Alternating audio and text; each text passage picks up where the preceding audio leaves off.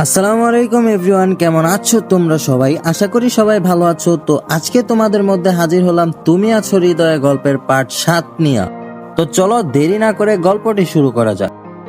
জীবনটা কি থেকে কি হয়ে গেল বুঝতেই পারলাম না। ভেবেছিলাম বিয়ের পর বউকে ভালোবেসে অতীতের সবকিছু মন থেকে মুছে ফেলবো, নতুন করে নিজের জীবনটাকে রঙিন করে রাঙাবো। যদিও আমার মনে হয় আমি অতীতের সবকিছু ভুলে গিয়েছি, তবুও কিছু কিছু স্মৃতি থাকে যেগুলো জীবন থেকে কখনো মুছে ফেলা যায় না। কিন্তু আমি মুছে ফেলেছিলাম অতীতের সব স্মৃতি, তবুও আমার সাদা কালো জাঁকজমকহীন সাধারণ জীবনটাকে রঙিন করতে পারিনি। তাহলে কি নুসরাতের কথাই সত্য?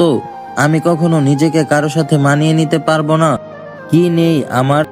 দেখতে শুনতে ভালো, চলাফেরা আচার আচরণ সবকিছুতেই ভালো, মানুষ হিসেবেও ভালো, জীবনে প্রতিষ্ঠিত সফল একজন মানুষ। তবু আমি রোদেলাকে আপন করে নিতে ব্যর্থ। আমি তার মনের মতো না, সে আমাকে ভালোবাসতে চায় না, কাছে টানতে চায় না। মেয়েরা আসলে কেমন ছেলে পছন্দ করে খুব জানতে ইচ্ছে হয় আমার। রোদেলা কি চাইলেই আমাকে ভালোবেসে তার বুকে আশ্রয় দিতে পারে না? কিন্তু সে কেন এমন করে আমার জানা নেই। সে কি জানে না আমি ভালোবাসার কাঙ্গাল? আমি তার থেকে ভালোবাসা পেতে চাই, তাকেও ভালোবাসা দিতে চাই। কিন্তু আমি যতই তার কাছে যেতে চাই সে ততই আমার থেকে দূরে চলে যায়। সেদিনের পর থেকে সে আমার সাথে কথা বলা পুরোপুরি বন্ধ করে দিয়েছে। পুরোপুরি মানে একদমই। বিগত 7 দিন ধরে আমাদের দুজনের কোনো কথা হয় না। আপনার আপনজন যখন আপনার আশেপাশে থাকবে, আপনার সাথে প্রতিনিয়ত দেখা হবে কিন্তু কোনো কথা বলবে না, তখন খুব খারাপ লাগে, যা বলে বোঝানোর মতো না। মনে হবে নীরবে আপনাকে শাস্তি দিয়ে যাচ্ছে মানুষটা। এক ছাদের নিচে বাস করলেও রোদেলা আমার থেকে দূরত্ব বিরাজ করে চলছে প্রতিনিয়ত। যদিও ওই দিন আমার ওইভাবে কিস করা উচিত হয়নি, তবে এমনটা না করে উপায় ছিল না। এটা করার কারণে অন্তত সে একটু হলেও ভয় পাবে আমাকে। যদি এটা না করতাম তাহলে হয়তো সে এমন কিছু করত যেটা আমি কল্পনাও করতে পারতাম না। কিন্তু এখন সেটা করতে পারবে না সে, কারণ তার মনে হয়তো ভয় ঢুকে গেছে। আমি চাইলেই তার উপর ঝাঁপিয়ে পড়তে পারি নিজের অধিকারটা আদায় করার জন্য। যদিও কখনো আমি এমনটা চাই না, আমি শুধু বুঝাতে চেয়েছি আমি চাইলেই এটা করতে পারি। সারাদিন চিৎকার চেঁচামেচি করলেও এই ইট পাথরের দেয়াল ভেদ করে সেটা বাহিরে যাবে না। সে এই জিনিসটা খুব ভালো করেই বুঝতে পেরেছে। আজ 7 দিন হয়ে গেছে কোনো বাজার করি না। ঘরে যা ছিল সেগুলো দিয়েই কোনো মতে চলে গিয়েছে। রোদেলা শুধু নিজের জন্য রান্না করে, আমার জন্য করে না। সকালে হালকা ফল জাতীয় কিছু খেয়ে অফিসে চলে যাই, কারণ রোদেলা 10টার আগে ঘুম থেকেই উঠে না। হয়তোবা ইচ্ছে করে ঘুমিয়ে থাকে যাতে করে আমি রান্না করার কথা বলতে না পারি। দুপুরে অফিসেই লাঞ্চ করে নেই, কারণ আমি জানি এতটাও সৌভাগ্য আমার হয়নি যে বাসায় গেলে রোদেলা আমার জন্য রান্না করে রেখে দিবে।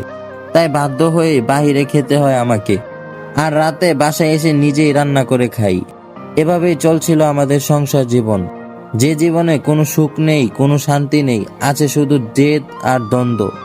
অথচ বিয়ের আগে মনে হতো দাম্পত্য জীবন অনেক সুখের হয়, কিন্তু বাস্তবতা আসলে ভিন্ন।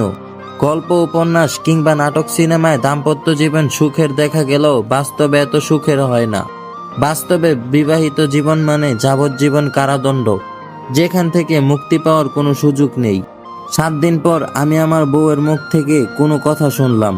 প্রয়োজনে যে নিজের চরম শত্রুর কাছেও মানুষ মাথা নত করতে দ্বিধাবোধ করে না, তার প্রমাণ আমার সামনে উপস্থিত। রোদেলাও হয়তো না পেরে আমার সাথে কথা বলছে, কারণ এখন আমাকে তার ভীষণ দরকার। ঘরে বাজার না থাকার কারণে রান্না বান্না কিচ্ছু হচ্ছে না। আমি বাহিরে খেলেও রোদেলা বাহিরে খেতে পারে না। শুধু টাকা থাকলেই বাহিরে খাওয়া যায় না। পুরুষ মানুষ বাহিরে খেলে জিনিসটা যেরকম দেখায়, মেয়ে মানুষ বাহিরে খেলে জিনিসটা তত ভালো দেখায় না। আমার কাছে মেয়ে মানুষের হোটেলে ভাত খাওয়া জিনিসটা একদম বাজে দেখায়। কোথাও ঘুরতে গিয়ে সমস্যায় পড়ে খেলে সেটা আলাদা ব্যাপার, কিন্তু একটা মেয়ে বাসা থেকে হোটেলে গিয়ে খাবার খাবে জিনিসটা খুব খারাপ দেখায়, অন্তত আমার কাছে। রোদেলার কাছেও হয়তো এই জিনিসটা ভালো লাগে না, তাই সে বাধ্য হয়ে আমার সাথে কথা বলল। রোদেলা বলল, আপনি বাজার করছেন না কেন? প্রথম দিন তো খুব বাজার করলেন, আমাকে একা রেখে রাতে বাজার করতে চলে গিয়েছিলেন, আর এখন কোনো কিছু না থাকার পরেও কেন বাজার করছেন না? তখন আমি তাকে বললাম, সেদিনের ব্যাপার আর আজকের ব্যাপার অনেক আলাদা। সেদিন রান্না করার জন্য মানুষ ছিল, কিন্তু আজ নেই। সেদিনের আপনি আর আজকের আপনির মধ্যে অনেক পার্থক্য। যেহেতু আপনি শুধু নিজের জন্য রান্না করবেন আর নিজেই খাবেন, সেহেতু বাজারটাও আপনিই করেন। আমি টাকা দিয়ে দিচ্ছি, আপনার দরকার হলে আপনি বাজারে যান, গিয়ে আপনার যা খেতে ইচ্ছা করে বাজার করে নিয়ে আসেন। তারপর রোদেলা বলল, আপনি তো ভীষণ খারাপ মানুষ, মেয়ে হয়ে আমি বাজারে যাব? আপনি নাকি অনেক দায়িত্বশীল পুরুষ, তো কোথায় গেল আপনার দায়িত্ব? একটা মেয়েকে না খাইয়ে রেখে নিজেকে দায়িত্ববান পুরুষ ভাবছেন? তখন আবার আমি বললাম, দায়িত্ব তো নিতেই চাই, কিন্তু আপনি তো নিতে দেন না। নিতে দিলে আর এরকম করতেন না। উত্তরে রোদেলা বলল, কিরকম করি আমি? আপনি যে কাজটা করেছেন ওই দিন, তার জন্য আপনার সাথে কথা বলাই উচিত না। একটা নিরীহ মেয়েকে একা পেয়ে আপনি কি কাজটাই না করলেন, সেটা মনে হলেই আপনার জন্য আমার মনে প্রচন্ড ঘৃণা কাজ করে। তারপর আমি বললাম, আপনি নিরীহ? আপনাকে নিরীহ বলা হলে পৃথিবীর সমস্ত নিরীহ মেয়েদেরকে অপমান করা হবে। আপনার ভিতরে জিলাপির পেঁচ ব্যতীত কিছুই নেই। ওই দিনের ঘটনাটা ভুলে গেলেই তো পারেন। শুধু শুধু মনে করে আমাকে ঘৃণা করার কোনো দরকার আছে? হাজবেন্ডকে ভালোবাসতে হয়, ঘৃণা করতে হয় না। তারপর রোদেলা বলল, হয়েছে হয়েছে, আপনাকে এত জ্ঞান দিতে হবে না। এখন যান, গিয়ে বাজার করে নিয়ে আসুন, আমি দুজনের জন্যই রান্না করব। তারপর আমি বললাম, আপনার কথা আমি কিভাবে বিশ্বাস করব? তখন রোদেলা আবার বলল, এখানে বিশ্বাস না করার কি আছে? আমি বললাম তো রান্না করলে দুজনের জন্যই করব। আপনি যদি বাজার না করেন তাহলে কিন্তু আজকে আমি বাসায় ফোন দিব, বলবো আপনি আমাকে না খাইয়ে রেখেছেন। তখন আপনি তাদেরকে জবাব দিয়েন। তারপর আমি আর কথা না বাড়িয়ে বাজার করতে বেরিয়ে গেলাম। মেয়েটার জন্য অনেক মায়া লাগছে। সেই সকাল থেকে না খেয়ে আছে, যদিও আমি নিজেও কিছু খাইনি। তবে নিজের জন্য খারাপ লাগছে না। অতীতে টানা 2 দিন পর্যন্ত না খেয়ে কাটানোর অভ্যাস আছে আমার, তাই একবেলা দুবেলা না খেলে খুব বেশি কষ্ট হয় না। যতটা সম্ভব বেশি করে বাজার করে নিয়ে আসলাম। বাজার নিয়ে আসার সাথে সাথে রোদেলা রান্না শুরু করে দিল। আমি ভাবলাম, কত ক্ষুধাই না জানি লেগেছে, আমার আরো আগে বাজারটা করা উচিত ছিল। এভাবে একটা মেয়েকে না খাইয়ে রাখা আসলেই কোনো দায়িত্বশীল পুরুষের কাজ না। আমি রান্নাঘরে যেতেই রোদেলা বলল, আপনি এখানে কেন? উত্তরে আমি বললাম, আমারও অনেক ক্ষুধা লেগেছে, তাই সহ্য হচ্ছে না, তাড়াতাড়ি রান্না করুন। তখন রোদেলা বলল, আপনি তো খুব স্বার্থপর একজন মানুষ। তখন আমি বললাম, ওমা, কি এমন করলাম যে হঠাৎ করে আমাকে আপনার স্বার্থপর মানুষ মনে হলো? তখন রোদেলা বলল, আপনি জানেন আমি সকাল থেকে না খেয়ে আছি, তাহলে বাহিরে যেহেতু গিয়েছিলেন, খাওয়ার জন্য কিছু একটা নিয়ে আসলেও তো পারতেন, কিন্তু আপনি তা করেননি। আপনি তো ঠিকই খেয়ে এসেছেন মনে হয়। উত্তরে আমি বললাম, আমার মনে ছিল না, আপনি বললেই তো পারতেন, তাহলেই তো নিয়ে আসতাম। তারপর রোদেলা বলল, এগুলোও আবার বলে দিতে হয় নাকি? আমি আপনার জন্য রান্না করব না, যা রান্না করছি সেটা দিয়ে আমারই হবে নাকি কে জানে। আমি খাওয়ার পর বাঁচলে আপনি খাবেন, না হলে আপনি নিজে রান্না করে খাবেন। তখন আমি বললাম, আপনাকে দেখে মনে হয় না আপনি এতটা খাদক। আর তাছাড়া কিন্তু আপনি বলেছিলেন আমার জন্য রান্না করবেন, আর আমি আপনাকে বিশ্বাসও করেছিলাম। সেজন্যই এত কষ্ট করে বাজার করে নিয়ে এসেছি। তখন রোদেলা বলল, খুব রাগ হচ্ছে আমার উপর? কিছু করতে মন চাচ্ছে?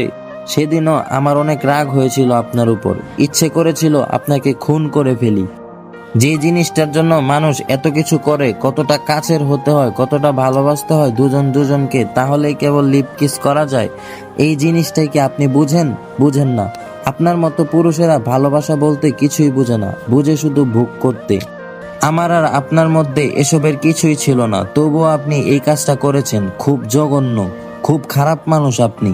তখন আমি বললাম, যদি আজও এমন কিছু করি? উত্তরে রোদেলা বলল, করেন, আমি প্রস্তুত।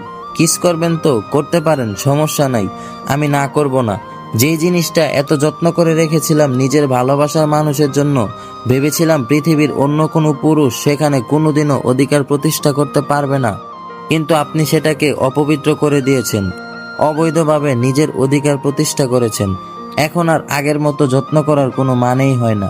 আপনার জন্য উন্মুক্ত, চাইলেই ব্যবহার করতে পারেন। আমি স্তব্ধ হয়ে রোদেলার মুখের দিকে তাকিয়ে রইলাম।